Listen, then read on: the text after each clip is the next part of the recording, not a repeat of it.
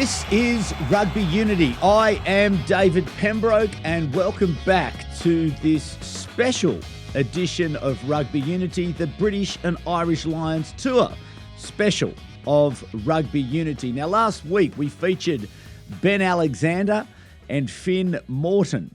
Ben Alexander, former Brumbie and Wallaby prop and owner of the Dock Hotel in Canberra, and Finn Morton, who is a journalist with RugbyPass. Now, the program had such overwhelming positive response. You demanded that we keep doing it. So here we are with week 2 of our special Lions Tour, and we will continue these programs as we lead through to the Test Series and on to the end of that Test Series in Australia, featuring both Ben Alexander and Finn Morton with their insights, not only about being a player and observing from that point of view, but certainly Finn, who is travelling with not only the British and Irish Lions, but travelling to all of the major games in Australia where he can give us those insights about what is going on. But Ben Alexander, welcome back to the studio. It's going to be a very, very big week. And Finn Morton, you are joining us from Newcastle on your way to Canberra. Welcome to the program. Thanks, lads. Appreciate it. It's blue skies. It's pretty nice here in Nui, but it was raining a bit last night. Some pretty bad storms. So glad it's cleared up. Right. Well, get ready for Canberra. I hope you have packed your winter woolies because it is cold in Canberra, and it is going to be freezing cold on Wednesday night. Ben Alexander, how hard is it when you are a player and you're travelling around and you're moving from, weather zone to weather zone? Sydney would have been certainly a lovely place for the Lions to be preparing, but they're coming to Canberra and it's cold. When we go to Europe, it'd still be autumn, so it still wouldn't be too bad. And when they'd come out here, it'd be winter, and sort of the European players were used to it. So it was never too bad. But I think now, because the South African clubs are playing those European clubs, so the European players can be middle of winter, and then they come out to play in South Africa and it's middle of summer there. It's January.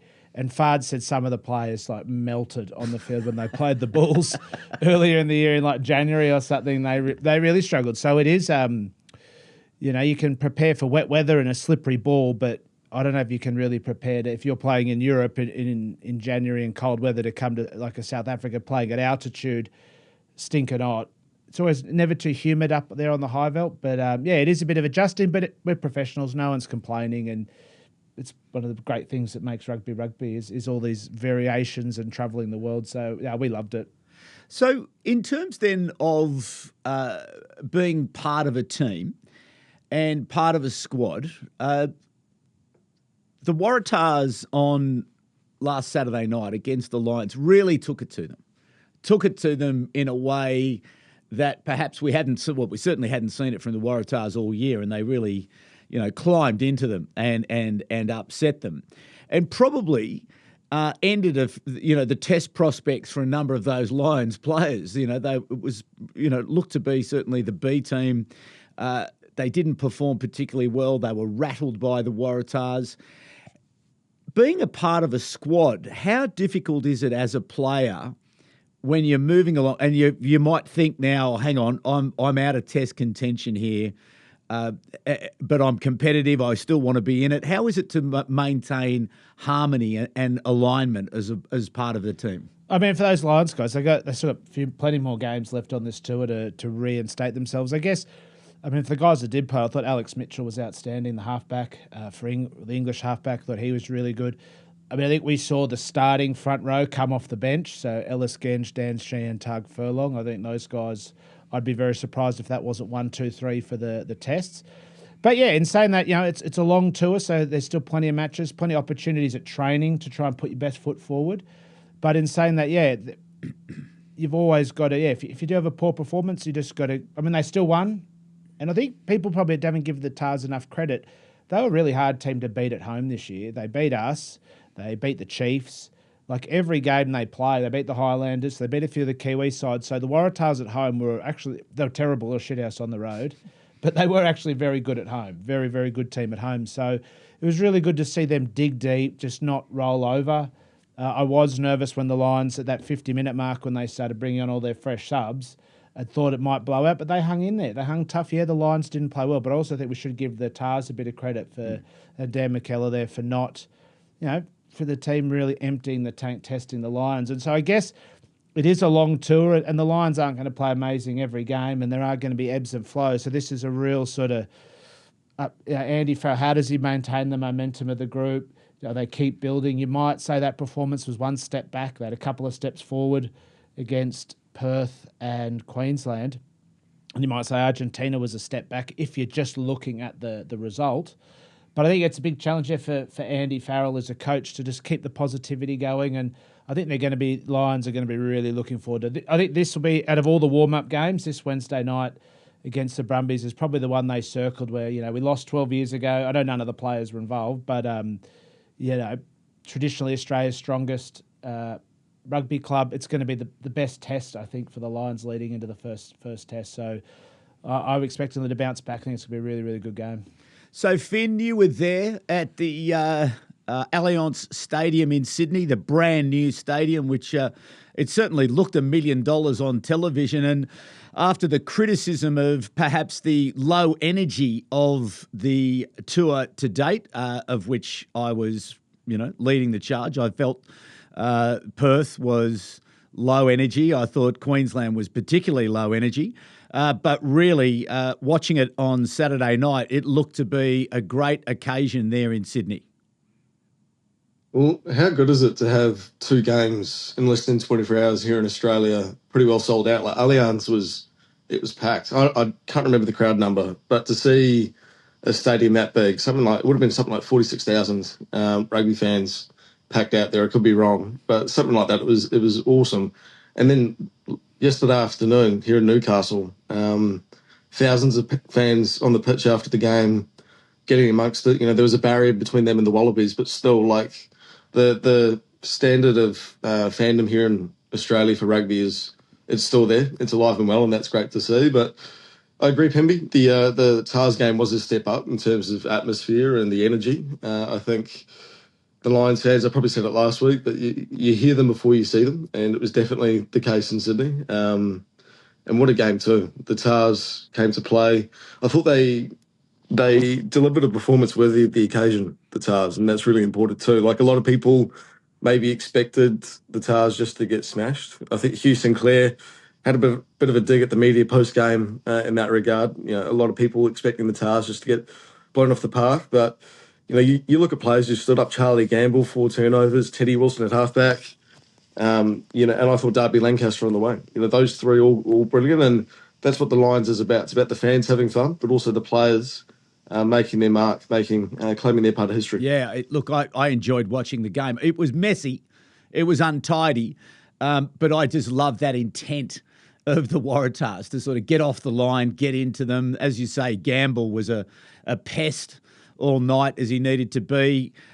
Teddy Wilson, I'm horribly biased towards Teddy Wilson because his father is a good mate of mine, and the great Wallaby David Wilson, who was an absolute champion when I was the communications director of the Wallabies. And I was only reflecting with someone the other day that David Wilson was probably my favourite player when I was at the Wallabies because he was so assured and he was so confident. And you knew that when you'd go to breakfast and I'd look over and you'd see David Wilson at the breakfast table and think, all is well. Because Bomber was one of those guys who had that lovely influence around the team, would able to settle everybody, and he was a real leader. He would captain the side when Ealesy wasn't around or Griggs wasn't about.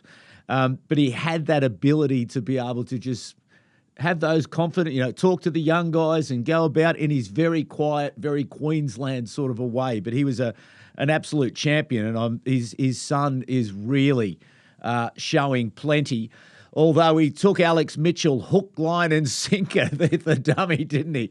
Mitchell he almost beat him with his eyes. There it was, and everyone went with it. You're talking off the back of that Maul try where he went blind. Yeah, really, superb play by Mitchell. He had a great night, and we'll get to some of those other Lions players in a moment. But perhaps, looking at the football itself, Benny, the TMO a couple of times there, I was a bit disappointed in that really real-time rugby occasion.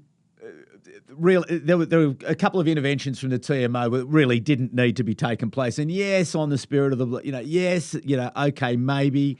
But that was disappointing for me in the New South Wales game. And then New Zealand All Blacks and Fiji, Australia, we'll talk about the Harry Potter incident as well.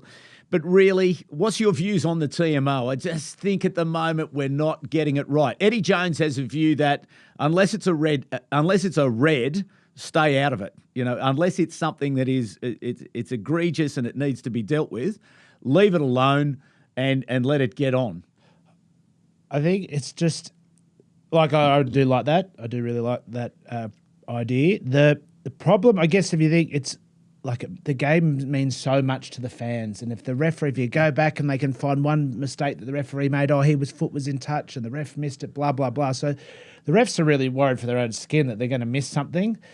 But I agree that it's going too far and it's killing the flow of the game. So that and the energy and the crowd, energy, exactly. And the tries that the Waratahs scored, were disallowed off the TMO, but they were, great rugby tries and they should have been allowed to stand. Well, especially that Fiji one yesterday. Well, that was an unbelievable try. I've never been so happy to see one of our wingers go to touch, I think, ever. But the only idea that I sort of can think of is we've got to give the video ref more tools to assess stuff quicker. If something happens, the video refs, he can quickly review it and then interrupt the ref to then say, hey, the guy was out, or hey, that was a red card. Not stopping the whole game, showing the ref all the angles, having a conversation, stating what the laws are, and then making a decision. The touch judge should the video ref should have an extra screen or an assistant video ref to quickly go through, he is in touch, quickly word the ref up, that was out, or that was a yellow card, two rucks before.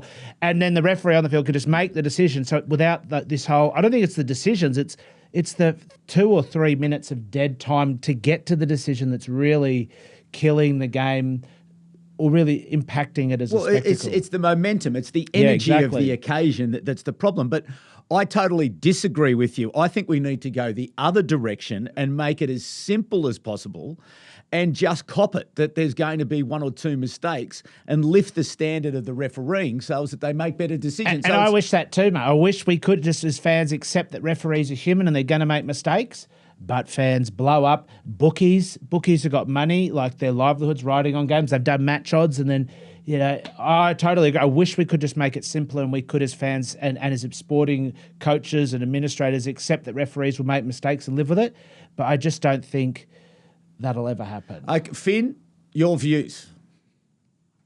Yeah, it's a hard one, isn't it? Because I think as a rugby journo, as a rugby fan, I agree with you, Pemby. I think when rugby's a very complicated game at the end of the day, isn't it? And that's part of what makes it so interesting and so fascinating to those who love watching it and who understand it, appreciate it. But then on the other hand, like Benny's saying, there's a lot on the line for fans out there and who want to see their teams win and they want to see every decision correct. But at the same time, do we get to a point in rugby where we can acknowledge and come to terms with the fact that there are going to be mistakes? You see that, I guess, in soccer and football, when they introduced VAR, that became a problem because it slowed down the game.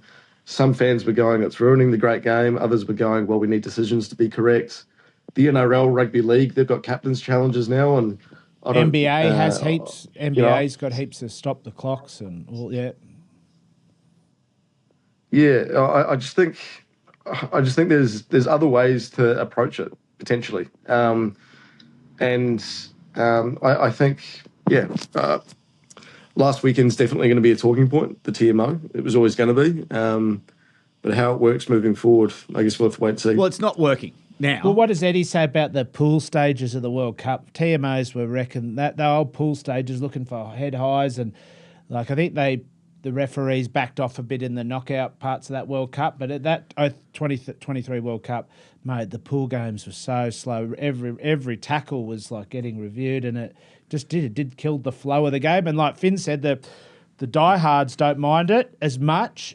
Like, in that rugby's a sort of a complicated game and there's lots of rules, but we're going to be up shit creek attracting new fans to the game if there's that many bloody stops in play. Yeah. So, and I just don't think there's enough technology in the world to be able to, adjudicate every position to get it 100% right. So I think we've got to accept that there's going to be errors. Eddie Jones on an earlier podcast, which will be published just before this one is published, was making the point that we've just got to get better with the educating the referees, preparing everyone around it. But I believe I'm absolutely convinced now that we've got to go back to simplicity. We've got to accept that the TMO comes in on this, this very, very narrow area, and otherwise we'll leave it to the people on the field and let the game go, let it get moving, let it take place. Let it breathe. The thing is, the fans, the essential principle of Rugby Unity, right? This podcast is about how do we secure the future prosperity of rugby union around the world, and one of the foundation principles of that is putting the fans at the centre of it. Now, do the fans want the momentum and the movement and the occasion? And you think of those Waratah tries on the weekend. Everyone, it was great. It was fantastic. And then it was like, oh, back we go. And I just think the fans want that. And I think if the bookies lose the occasional bet, bad luck. And if the referee gets the occasional thing wrong, well, we just have to live with it, I'm still not over the mistake that was made at the Brumbies game against the Crusaders. No, the Crusaders one. Oh, my God. Yeah, and then the Brumbies, we got done to the Tars at the start of the year. Yeah. Max Jorgensen or something.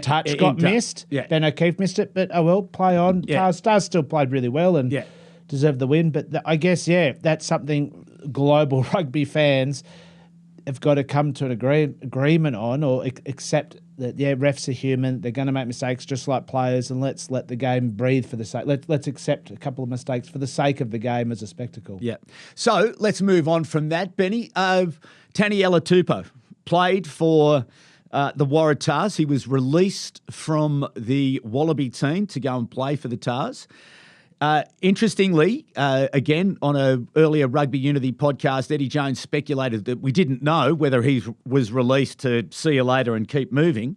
But then yesterday afternoon, watching in Newcastle, he was there in his Wallaby kit on the field after the game. So clearly he's a big part of Joe Schmidt's plans. How do you think he played against the Lions? I think he's all right. I mean, a lot of those interpretations, the Waratah scrum wasn't really... there was a couple of scrums in that second half where the Lions really got the shunt on them and were clearly dominant. But in the first half, I thought the Lions hooker, Cowan Dickey, popped up out of the scrum first quite a few times, and Schumann popped out of the scrum, but yet Taniela got penalised. So I think that's just a lot of gamesmanship. Not sure who the Lions scrum coach is.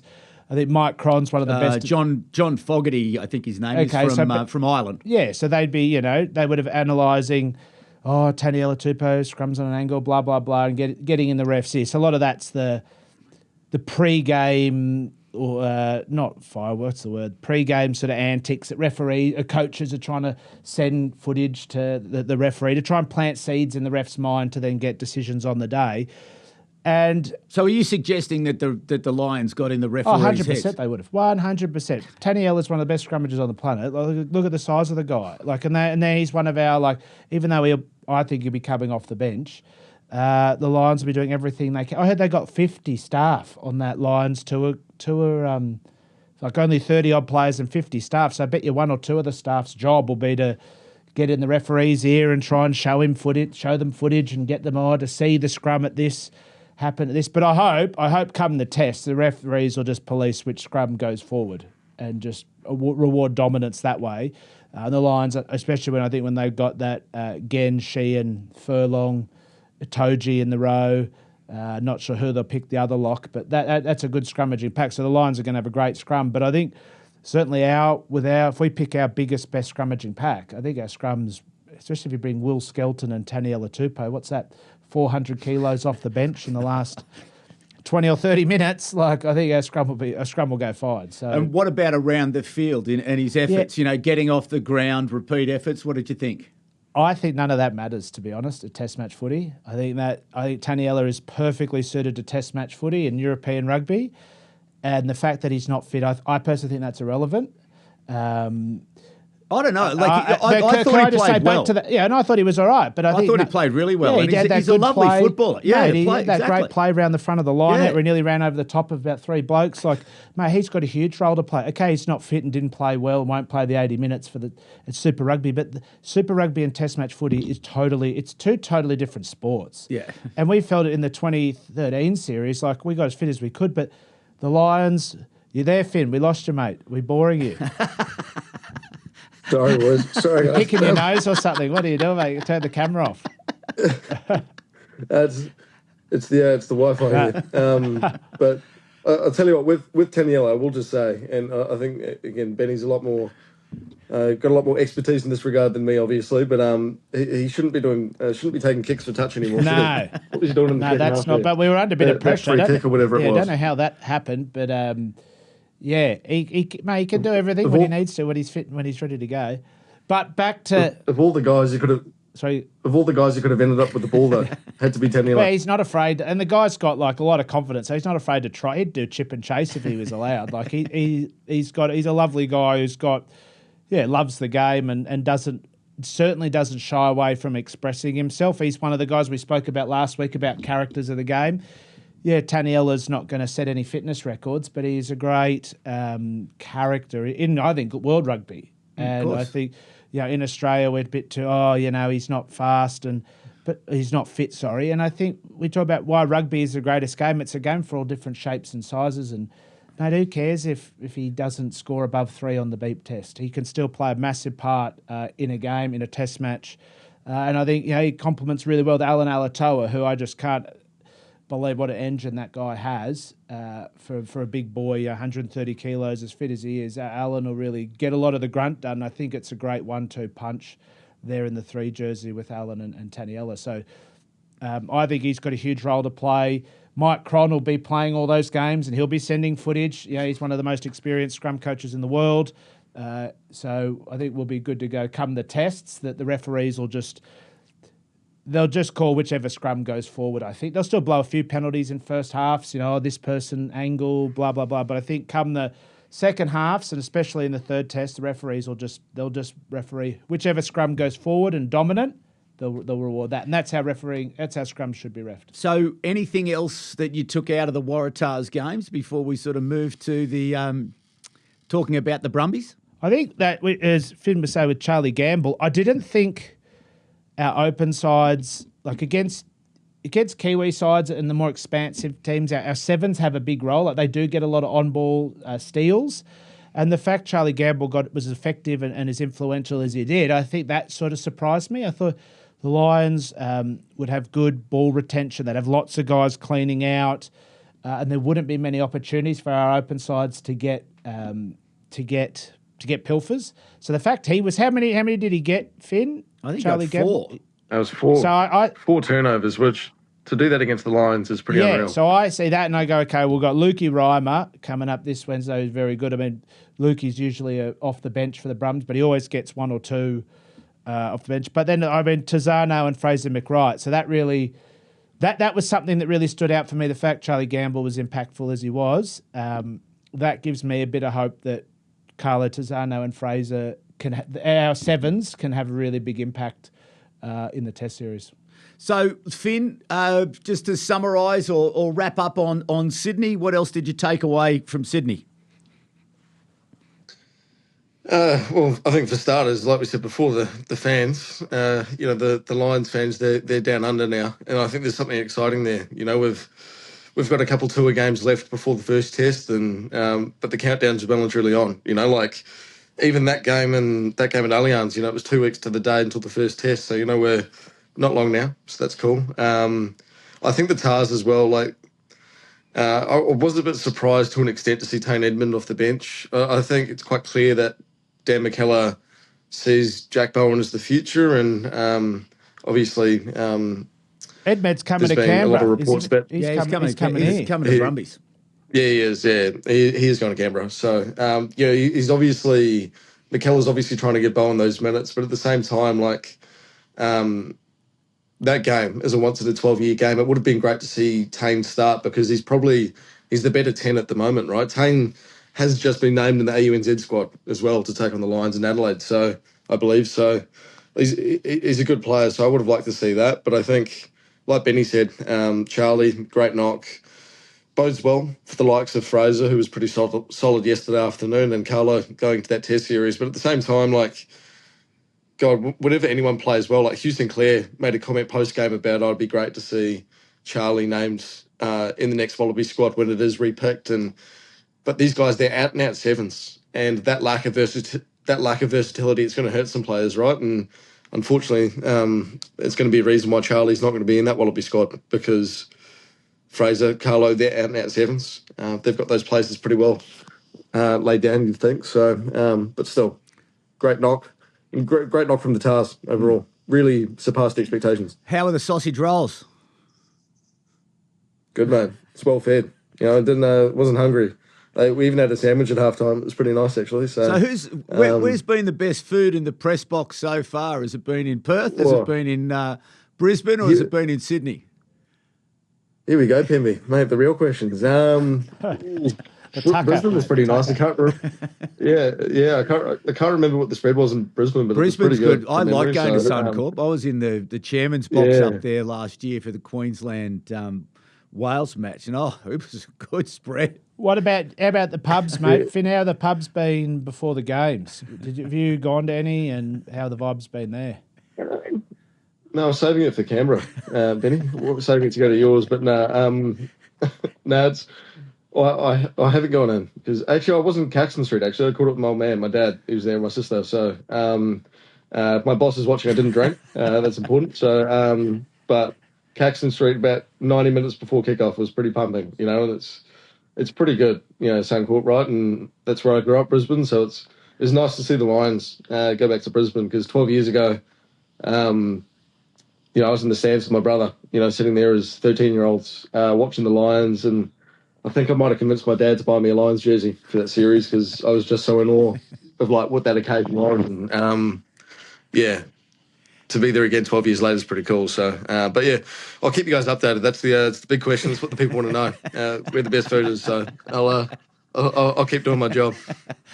Okay, wrapped it up. You jumped in the car. You drove up the freeway. Gee, it looked fantastic on the telly. Absolutely packed, beautiful afternoon, the Fijian crowd, in the crowd, the noise. It just looked like just a superb occasion, Australia, Fiji and Newcastle, Finn. So good. And there's history between these two teams, right? Like, I think, all due respect, like when Benny was playing the Wallabies versus Fiji never beaten the Wallabies or had done 50-odd years before, right? But obviously the memories of 2023, not forgotten. We can move past it, but they're not forgotten. The scars are still there. And the Wallabies had a chance to, obviously, they wanted to hit the ground running going to the Lions series, and they got the win, which is important. But I tell you what, with 20 minutes to go, for those of us who were fortunate enough to be there in the stands at the World Cup, I think we're having flashbacks. Flashbacks to that game and at the World Cup. And the Fijians, they look really good and arguably should have won. But thankfully for the Wallabies, I guess, first team in rugby history probably to win the match on the back of one of their own mistakes, that being Harry Potter stepping in touch.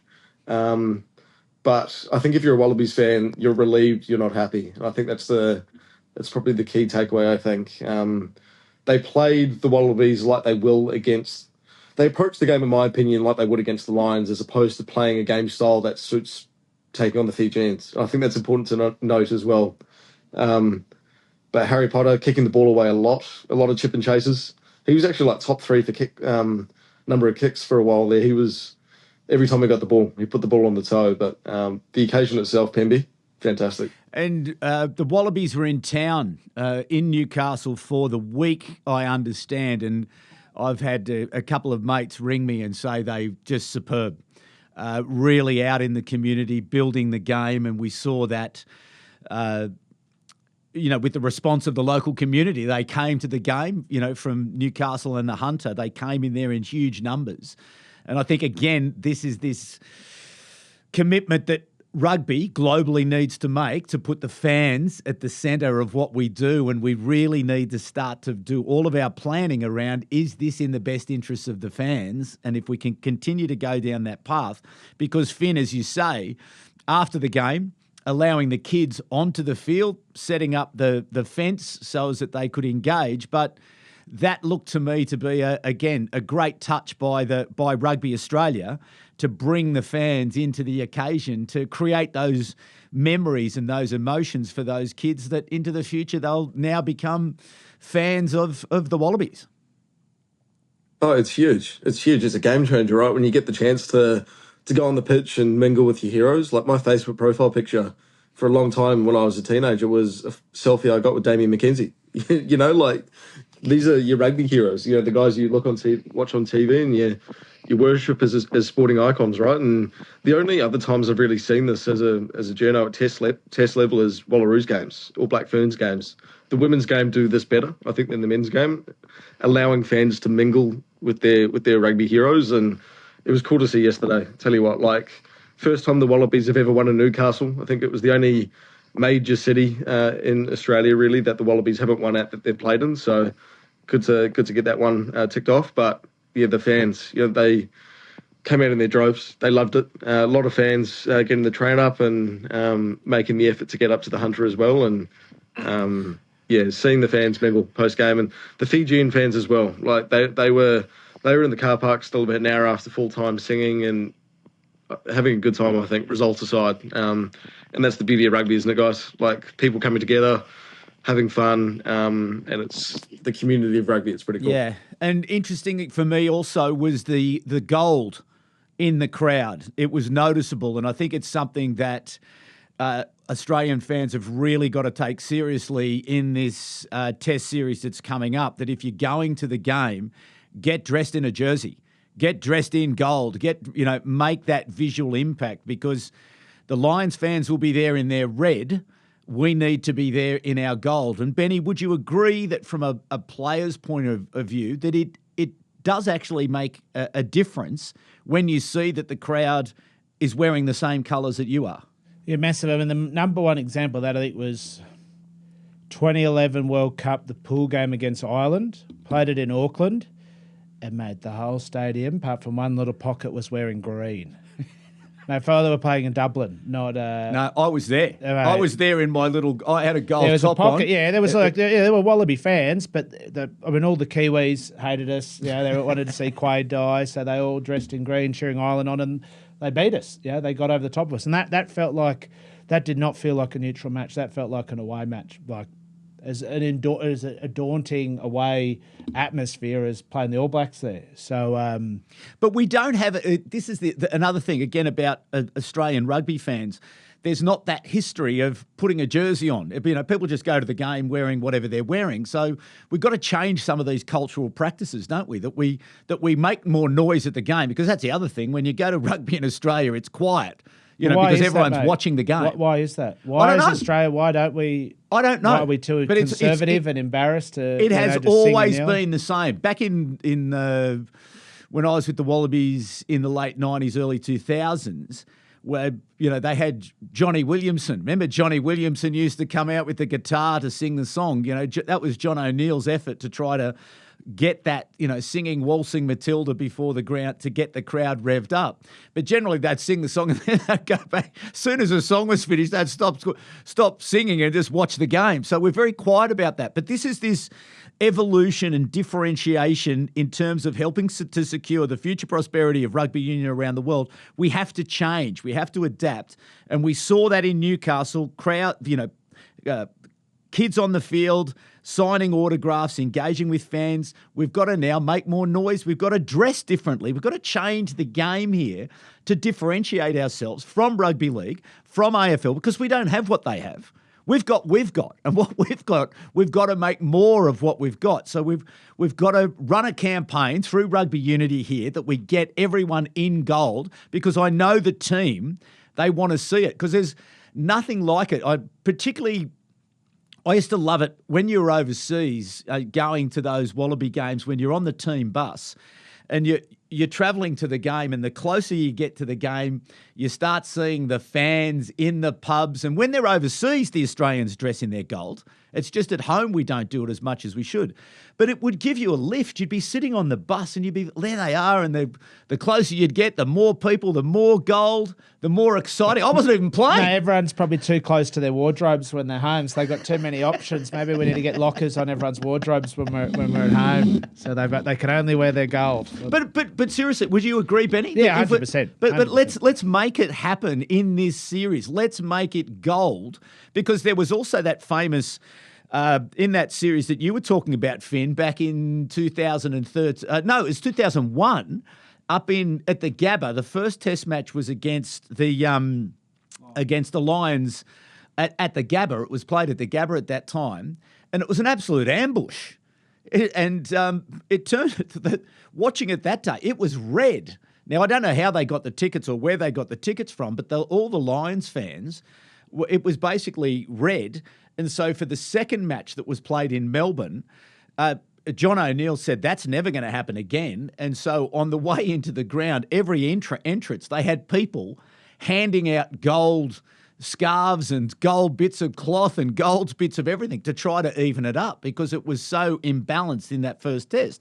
And you talk to John O'Neill to this day, he still will tell you that impact, that visual impact, had an effect on the Wallaby performance in that first test, because again, as you said before, they didn't feel like they were playing at home. They felt that they were playing, somewhere else. And so I do want to get back to the game, because I want to talk about Noah's injury and the ramifications of that. But I think, Pebby, you've touched on an important point, and it ties into the singing and not wearing the gold. Is there's something culturally off where Australians feel like, I don't know, they're just embarrassed or proud, or maybe it hasn't become the cultural norm to wear your colours.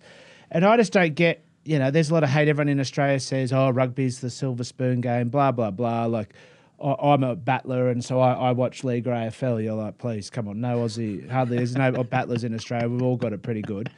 But there's just something culturally in Australia, I don't know why, I don't know, people, there's just not that pride, or there's, even though deep down I think they do love the Wallabies. No, there's the pride. Deep down, the pride's, but it's making it culturally normal or okay or even cool to be able to express that in singing, in wearing your jersey. And I don't know whether there's as you said, it happened long before sort of all that Izzy Folau stuff that sort of, took the game through a bit of a PR ringer. But I don't know and how you do it. There's something culturally in Australia. We've got to, every Australian should cheer for the Matildas, the Kangaroos, the Wallabies, the wheelchair rugby. Like, anyone representing Australia, all of Australia should get behind them regardless of the sport. And so, I don't know, it's just there's something culturally off where people there's the pride and the want for the Wallabies to do well and Australia to do well at whatever the sport, but people just feel a bit embarrassed, or they're looking around going, am I going to get judged for being a Wallaby fan? That I don't know how you fix that, sort that, but we're going to fix it. Well, that's on the list of Rugby Unity. We're going to fix that as well. We've got plenty of things to fix. Finn, your views? Yeah, I think go back to what you said, Pemby, about watching Matilda. My first memory of a test match, I was 8 years old, 2008, went to Stadium Australia with my family to watch a Bledisloe test, and Walter Matilda, that was sang before the game, and I remember the whole stadium just getting amongst it. And I don't remember much about the game, but I remember that. And I remember the fans just being super vocal. Since having been fortunate enough to go to a fair number of test matches now, and I can't remember the last time I heard Wallabies fans sing or anything like that. It's the same on both sides of the ditch as well. Like, All Blacks fans, they don't sing. They just sit there. They sit there pretty anxious, I think, until the game's over, and then they're relieved. So, but it is a shame. Like, even the Lions tour in 2013, Benny, I think you could obviously attest to this, but I'm pretty sure there was a gold brigade or something. There was a decent amount of gold in the stands, and I'd love to see more of that with this tour. They had the coming up. yellow safari hats, like Lions Safari, so we're doing that. But back to some of my most favourite memories of my career is being at Croke Park, listening to Island's Call. Yeah. Being at Murrayfield, Well, listening before the game, like they're singing the anthem. like and when then you're Flower- on the field. Yeah, on the field, listening to that, listening to Flower of Scotland at Murrayfield, playing at Twickenham, hearing Swing Low, Sweet Chariot. I tried to run over Johnny Wilkinson. He sat me on my ass. And then he kicked a drop goal early in the game, but we still ended up winning. Like listening to the South African national anthem at a packed Newlands. Like it's actually almost the singing and the energy that comes from that, and like all the songs they sing in Cardiff at Millennium Stadium, like I don't know, I get a bit of goosebumps thinking about how amazing it was to be a part of the singing, almost as much as the rugby. It's such a big part, and like you said, it sets rugby apart from any other sport in the world. Yeah. Joe Roth tells a funny story about, he used to love playing at Murrayfield because he loved Flower of Scotland. And they'd sing the Australian national anthem, and Roffey would then sing Flower of Scotland because he'd sing along with the crowd. And he was always concerned that the camera might catch him singing the game. But again, this is the differentiation in the marketing business.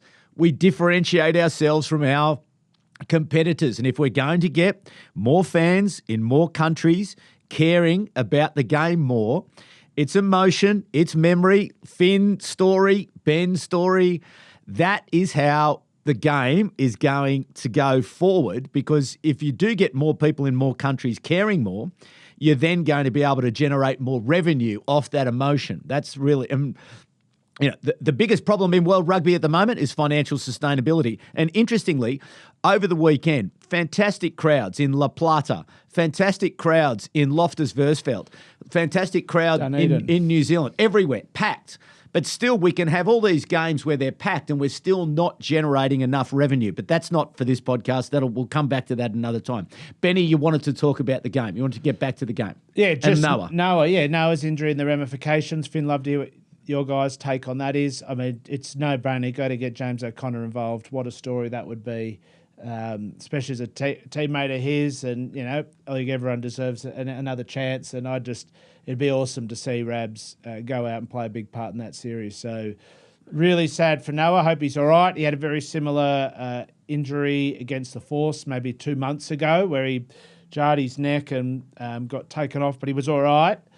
Just a really big sort of shock. So hopefully Noah's all right, and maybe he will still be all right. But geez, just it's pretty sensitive. Get James in now. And look, I think once you get to these multiple periods, I think someone's got to do something. And look, I'm sure Noah will be dead keen. And yes, I'm fine, and I want to play, and all the rest of it. But sometimes those decisions have got to be taken out of their hands. Finn, any update on that? Yeah, there was an update from the Wallabies late last night. Noah discharged from hospital. So he's back with the team now. No update on his return to play yet. Joe Schmidt said post-game that it was whiplash and his head kind of hit the turf. But obviously, Pemby, like you alluded to, having to be carted off twice in the space of about, 3 months? That's pretty scary, lads. And... rugby's a great game. We love it. But at the end of the day, Noah's got to look after himself. He's got to look after his health. Hopefully he plays against the Lions, if that's the best decision. But if there's any grey area there, then sit out and just hope he's okay. If Noah doesn't take on the Lions, then, like you said, Benny, James O'Connor. It's the fairy tale waiting to be written, I think, and it just makes sense. I think Ben Donaldson probably steps up as the starting 10, you'd think. But with all due respect to Tom Liner, I think you do need an experienced player or a significantly more experienced player coming off the bench to close out test matches. So you look at James O'Connor. Tane Edmund is another player who is an option. Tane, if you followed him at North Harbour last year, but he's obviously been in the Wallaby system before, and I think that's important. But again, runs on the board, Jock, he's played a lot of test matches, and like I said, fairy tale waiting to be written.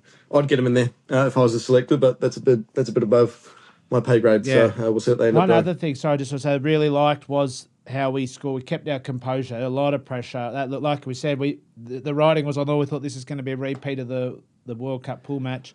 But Harry Wilson, I know it wasn't pretty. It was a bit of a pick and drive, and maybe the Lions will probably have a bit better maul defence and goal line defence than Fiji had. But the way we just kept our calm and still scored, I think they'll take a lot, probably out of more than any other part of the game, that just last couple of minutes, how we kept our cool, got the job done. That is, I think, that's a really good good boost going into really high pressure games. So just before go on. Go on. Sorry, mate. Sorry, Benny. It speaks volumes about the character of this Wallabies team, and I want to take you back to last November, guys. Twickenham taking on England. I forgot who scored for England, but I think Callaway scored with about 5 minutes to go to give the Wallabies the lead. Then England scored with 2 to go, and you could hear it in Sean Maloney's voice. If you go back and listen to the commentary, it was like, here we go. You know, it's Wallabies had it, lost it. But then 84th minute, Joe goes racing down the left wing, scores a beauty of a swan dive to win it for the Wallabies. That's character, and they've done that again. And dare I say, at some point, this Wallabies team would not have been able to do this against these very competitive teams. So it's good signs moving forward. So just wrapping up Newcastle, anything else for you, Finn? I just say bring on the Lions series now. I think it's the big question I have probably is whether one test is enough for the Wallabies before taking on the Lions. Obviously, still a lot of question marks about this team, and they haven't played together in 6 months, right? So, cohesion's been the word of the week every week in this Lions series so far from the Lions' point of view, but maybe it is with the Wallabies as well. Some combinations which could have benefited from some more game time together, but look, the Wallabies, they have 2 weeks now to just prepare solely for this first test, so that'll be huge. Hopefully, Will Skelton and Bobby V are both back and raring to go because what's those two. What's the skinny on them? I'm actually not too sure, to be honest, Pemby. Sorry, I don't have an answer for you there, mate. I believe it was injury. At least that's what was reported. But hopefully they're back. Just their size, I think, like Benny said before, that's huge. And then potentially you have Taniela coming off the bench. That's some serious size and muscle, right? So the Wallabies, they missed that last night. They missed yesterday afternoon, sorry. They missed Skelton and Bobby V, Rob Valentini. Hopefully they're back to the first test. They need them. So, yeah. Benny, wrap up of Newcastle. Anything else you take out of Sunday? I mean, I think that they're in better shape than we were. We didn't even have a warm-up test in 2013. Looking back, it was a bit bonkers that we didn't play any. We were just in camp and we played some internal stuff. But I think, they're in good shape. We just need a bit of luck with the injury. Touch wood. We don't have the depth that the Lions, their second 15 will be almost as good as their first 15. And you look at all the warm-up games that the State, the Force and the Reds were in it, until you had to replace some starters, and then the Lions bring on guys that are as good, if not better, than the starters, and then that's when the score lines blow out. So 2013, we had a ton of injuries, especially in the first test, that we can probably talk about another week. So we just need some luck with those key guys, because I think if we've got a fit, healthy team, I'm actually pretty optimistic after that Fiji game. It was not pretty, not perfect. We got the job done, and we'll be better for that. Just need some luck with injury. Obviously, losing Noah is a huge blow. Because if, the last few weeks and plans at Joe Schmidt, that might have to make some, a bit of changing there, getting a new guy in the saddle and start calling the shots. But other than Noah's injury, I think that was a really good hit out, lots of learning and feeling really positive. I think that's the final thing for me is afternoon footy. Yep. I think there's nothing like it. Again, congratulations to Rugby Australia, a good decision to play it, because I think that also has an impact on the numbers of kids that you can get to the game. And that struck me as well, that there are a lot of kids there yesterday, enjoying the football and enjoying being part of what was a great occasion. So well done, Rugby Australia. Keep making decisions in the best interests of the fans. But now the caravan moves on to the capital of Australia's rugby capital, Benny. It'd have to be, wouldn't it? Don't you agree? Canberra? You guys can look at the Brumbies win rate and you'd say, the last couple of times the Lions have come to town, I know 89 ACT were winning at the time, at half time, and then Lions kicked clear. 2001, you could argue Brumbies should have won that. And Should have. And then 2013 we won. So, yeah. But it's exciting, isn't it? Yeah. It's a privilege to be able to host the Lions. They are one of, if not the most important touring institution in our sport. They hold world a special sport. I don't even know a touring thing that like it. Yeah, and they carry and they embody all that is good and great of our sport, the values of our sport, the integrity of our sport, the way that they can come together, the way they generate that fan base around them, and the fact they're coming to our little town in Canberra. I just get jazzed about the whole thing. And then so yesterday watching the Fiji Wallaby game at the pub, and there was this tall guy, older chap, probably in his 60s, wearing a Lions jumper and had a beer, and we sort of spotted each other, and I went up to him and said, "Oh, let me guess, you're here for the rugby." He's wearing a big red Lions jumper. And he said, "Yeah, hi, I'm Ben." He says, hi, Ben, I'm Richard from Cornwall. I've just got off my flight from, he left London Friday night, landed straight to Sydney, flew to Canberra, and then he came straight to the pub to have a beer and watch the rest of the Wallabies Fiji game. And chatting away with him, he's on it's like his partner's coming over, his son's over, and it's like a retirement gift to himself. He's always wanted to do a Lions trip, and he'd seen something I'd posted online, and so he thought he'd come in and suss the doc out for Wednesday. But it was just good. Great. It was crazy chatting to this guy who literally not even 36 hours before prior is in the UK, and he's come straight to Canberra, come and checking it all out. He didn't even know where his hotel was, but he's come to the pub to have a beer and suss it out for Wednesday. So Richard from Cornwall, if you're listening, mate, it's great chatting to you yesterday. And yeah, he's retiring and he's heading to Peru on the way home. So what a special occasion for him and his family. And we owe it to them, and I think this again is part of us, the Australian rugby community. We owe it to these people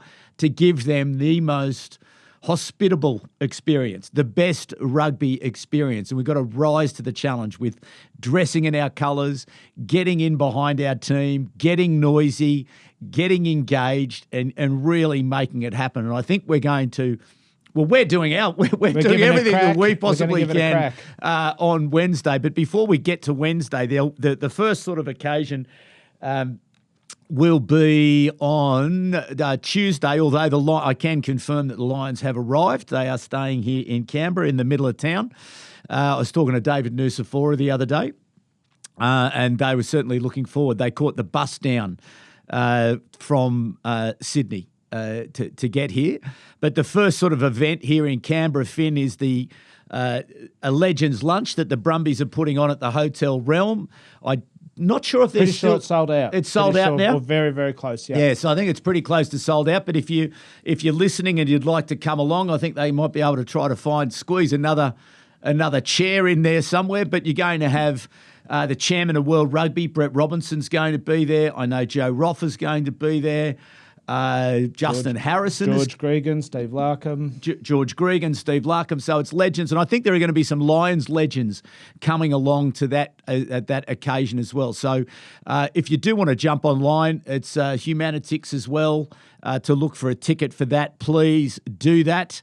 But that's the entree to the main event, which is going to take place at the Dock Hotel, an event organised by the Rugby Unity podcast with our friends at the Dock, led by Ben Alexander and also Brumbies Rugby.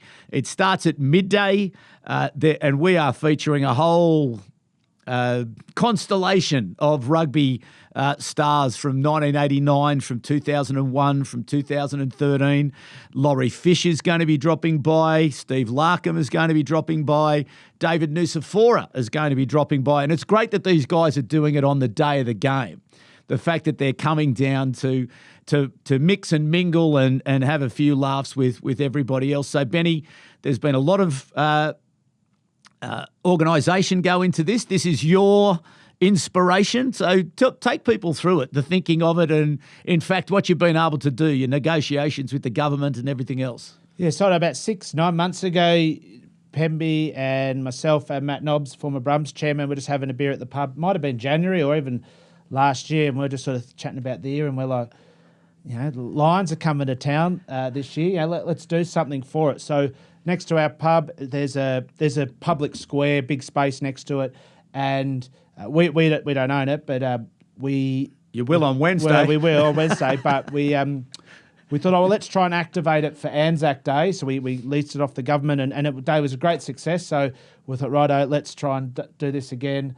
For when the Lions fans come to town. So ACT government have, with Lobby, they've now declared when the Lions fans come to town as a special event. So like that relaxes a lot of stuff around pubs with serving and extending the Liquor hours, so licence pubs laws. can be open a bit later and stuff like that, which is great. So the government Lions fans, you can come here Fill and you your can boots. stay up all night. Yeah, fill your Richard boots. from Cornwall, you can stay up all night. He'll be ready to go, Richard, Big Rich. And then so we thought, all right, great, we can use the space. What are we going to do? And so chatting with Pemby, we've going to Q&A a lot of the players from. So I was lucky I was a part of the Brums in 2013. Didn't play against the Lions in that match because I was with the Wallabies getting ready for the first test, but got a lot of my teammates from that game, including Pete Kimlin, who captained the Brumbies that night. Matty Tamua, the fly half. Pat McCabe, who played in the first test but was also part of that Brumbies side.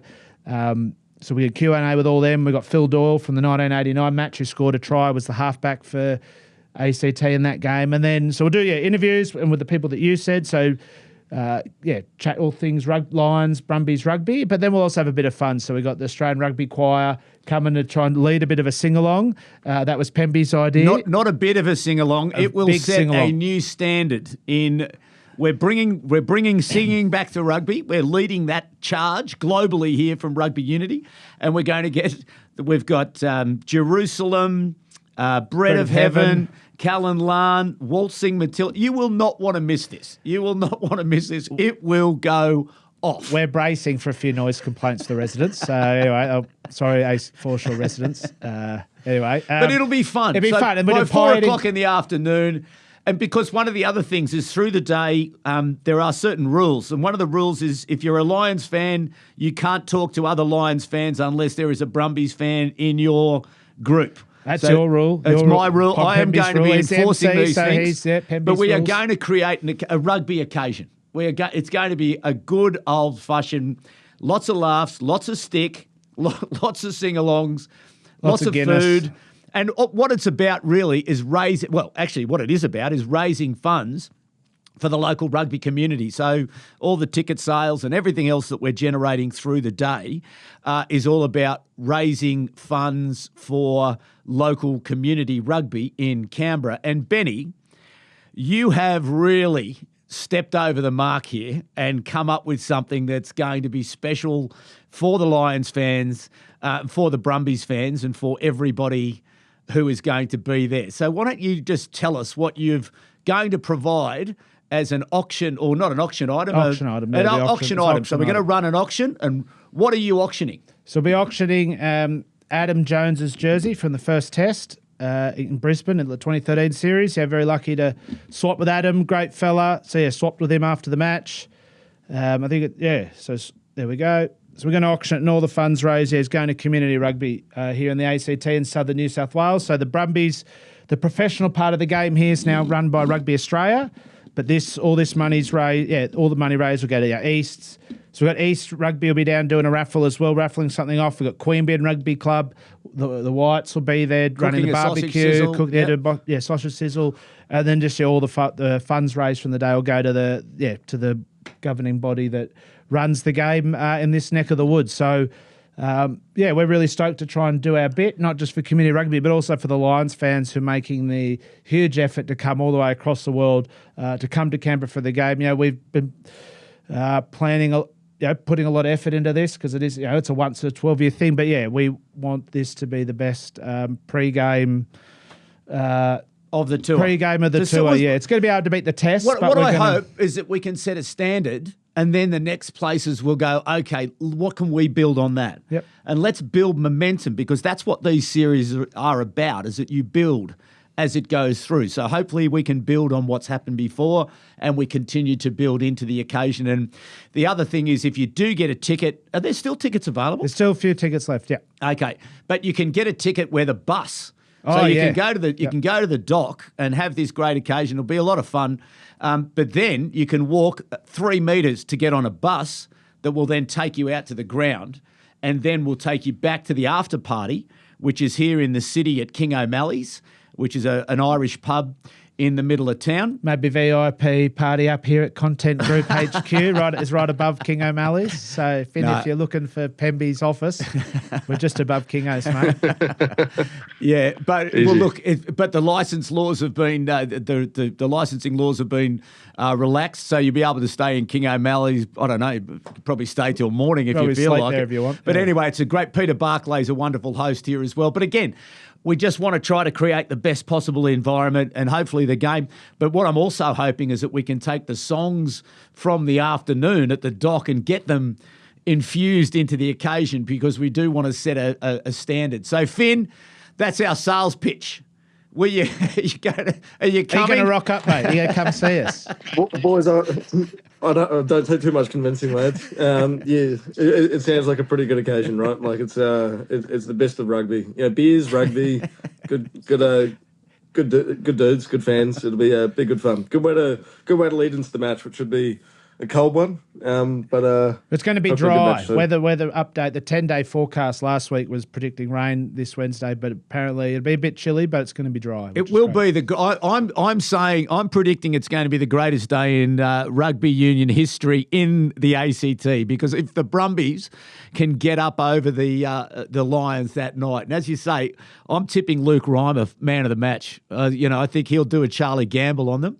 And he will be absolutely red hot to make an impression, because he wants to be involved later in the year as well. And I think a lot of those Brumby boys, particularly earlier in the year, Steve Larkham took a very deliberate approach in developing the Brumbies squad through the year. And you remember at that first part where they went to Fiji, they went to the Force, and he gave a lot of players an opportunity early in the season to develop. And they're now going to get their opportunity. So as the Wallaby players came back, obviously they didn't play as much football, and I think we're going to see them feature. So they've had a good preparation through this season to get ready for this big game. I think the Brumbies will be, they are, and I know this, that the way the Super Rugby season finished was poor, and Stephen Larkham particularly will not be happy. And he will be really focused on this and really focused on getting a really high energy Brumbies.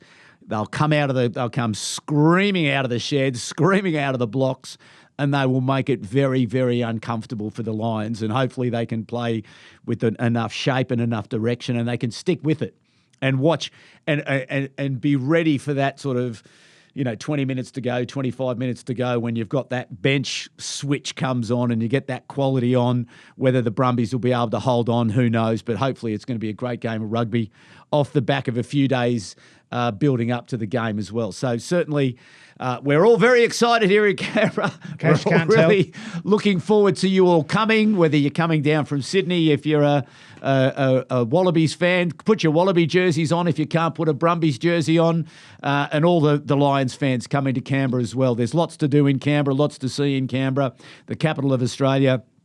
Come down, do the tourist thing, and make sure you're ready to come and join us at the dock on Wednesday at midday for what will be a lot of fun. So looking forward to hosting you all here in Canberra. I just want to hear, Finn's. I've watched lots of Brums games. Just keen to hear your take, mate, on the Brums' chances, and just keen to hear from someone not a Brumbies fan what you think. Who's not desperately biased. Yeah. I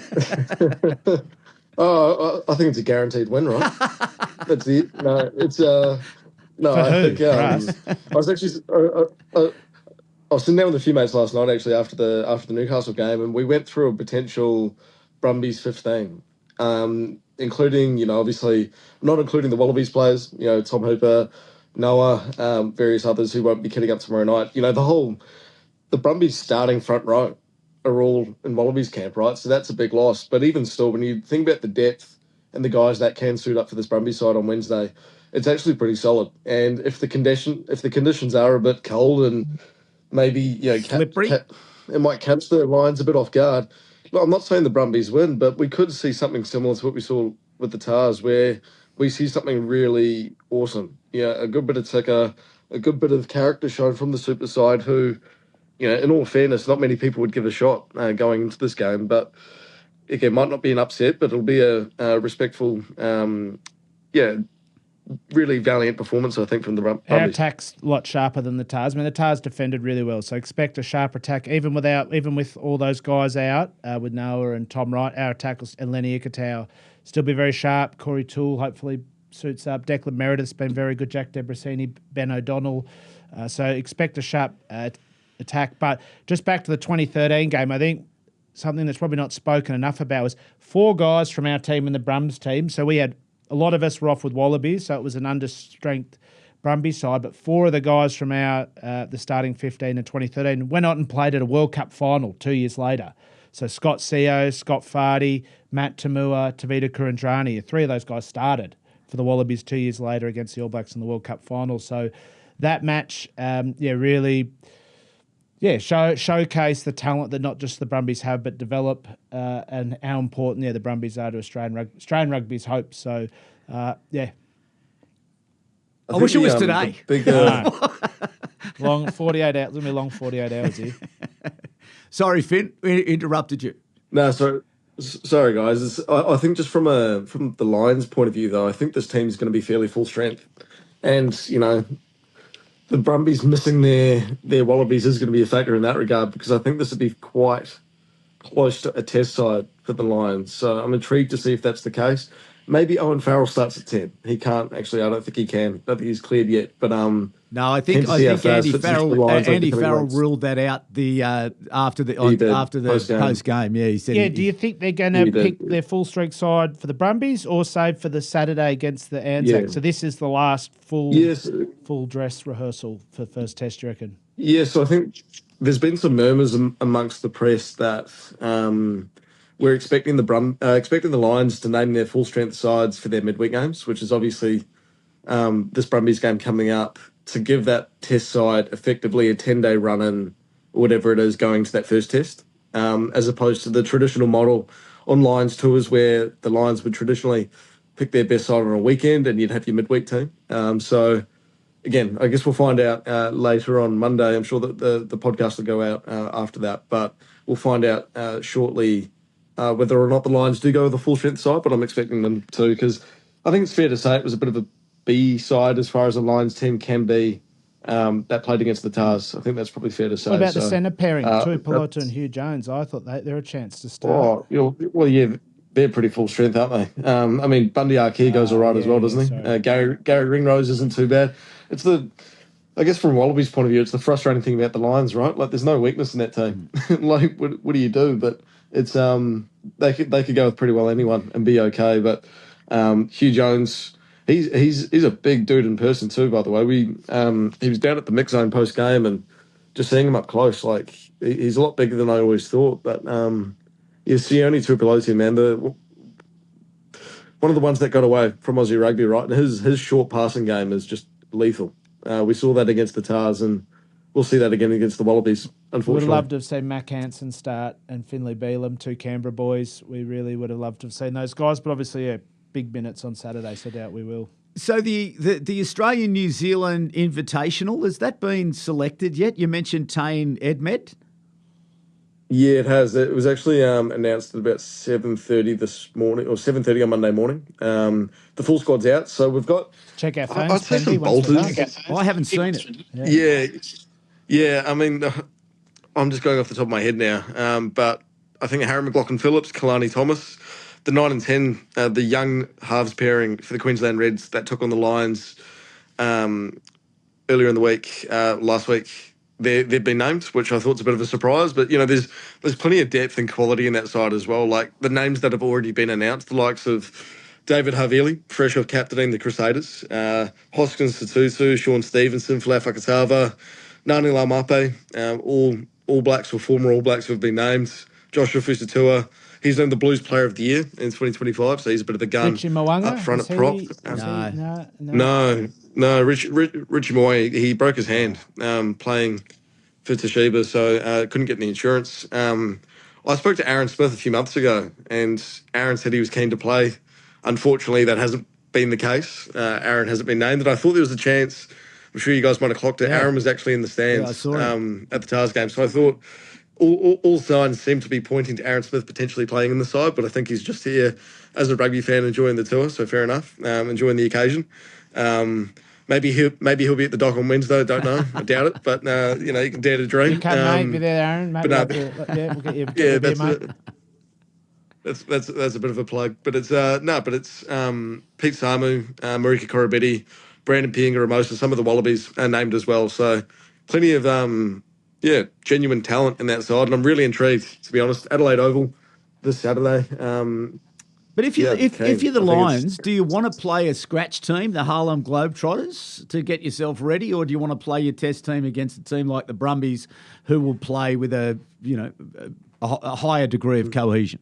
Benny, I'll throw that to you first. I disagree with what Finn was saying. If I was Andy Farrell, I'd be playing my best team. Is that the question? I'd be playing my best team, like Finn said, 10 days out. So I'd be treating this as the 0 test or the -1 test. To get my team ready for 10 days' time. What about you, Finn? What are you thinking? Yeah, same. Again, that's what I've heard, and I agree. I'm not a selector, but it makes sense to kind of give your best players like Itoje and stuff some time on the sidelines to rest, recover, prepare for that first test, because the Wallabies, I guess, they have a head start too, don't they? Only by a few days, having 2 weeks now to prepare for that first test, so only makes sense that the Lions, their real key players, do the same.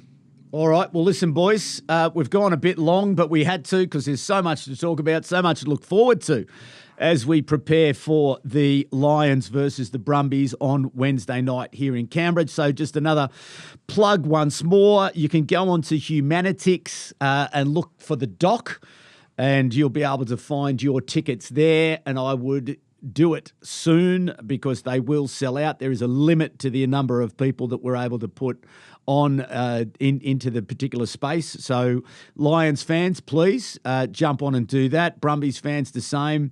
Wallaby fans, whoever's turning up, please come and see us at the dock because it will be a very good fun afternoon as we all prepare and get excited and get ready for what will hopefully be a very big contest, and obviously that Lions lunch, the Legends lunch on the Tuesday as well. So plenty of things happening in Canberra. We look forward to welcoming you all here in Canberra. Finn, when do you arrive in the nation's capital? Monday night, so it should be good, lads. Keen to get there and keen to soak up the next few days. So it'll be nice to catch up with you two in person as well at some point. Yeah, looking forward to that. Should be a good few days. And Benny Alexander, what have you got planned for ahead of Wednesday? Yeah, just last few bits and pieces with the FANZONE today, getting that all sorted, and then I'll be at the Legends lunch tomorrow. Yep. And then a few beers. Yeah, try and keep a lid on it Tuesday, and then just all guns blazing from about 9 a.m. on Wednesday. Yes, you're going to have to watch yourself on Tuesday. Quiet day at that lunch. A mate of mine calls this thing, he calls it a rivalitis. Yeah, I don't back up well, Finn, so if we catch up Tuesday, it's going to be very quiet. I'll save myself for Wednesday. Indeed. Anyway, looking forward to, there's so much to look forward to. This is a wonderful, as Finn was saying before, it's a wonderful thing about our great game is it's about community, it's about friendship, it's about laughs, it's about poking fun at each other, it's about celebrating by coming together at the game. Rugby people are rugby people are rugby people, doesn't matter where they come from in the world, and many of them will be coming from overseas to visit our fair city, and we look forward to welcoming you here in the nation's capital. And please say hello at any point in time. If you see Benny Alexander, if you see myself, if you see Finn, please stop us because we'd certainly love to hear your stories. The more stories like Paul from Cornwall. Richard from Cornwall. Fantastic. And we do hope that you are having a great time in our fair country, and we look forward to welcoming you to the nation's capital. So anyway, for the moment, that's the end of this week's program of the Rugby Unity, the British and Irish Lions special, featuring Ben Alexander and Finn Morton. A big thanks to you boys for coming along once again. Benny, next week you're joining us from Singapore. Yeah, family holiday. Wife's grandmother was Singaporean. She sadly passed away last year, so we're going over for a big thing with all the Singaporean side of the family. So yeah, very good. Have to find a quiet part of the hotel. Very good. But I'm sure you'll be staying across all the latest news. And thank you very much for sharing your time today. Big thanks to Finn Morton again. Travel safely, mate, to Canberra, and to you, the audience. I do hope you travel safely around Australia. I hope you are enjoying the British and Irish Lions tour of Australia. But for the moment, please be kind to each other. My name is David Pembroke, and it's bye for now.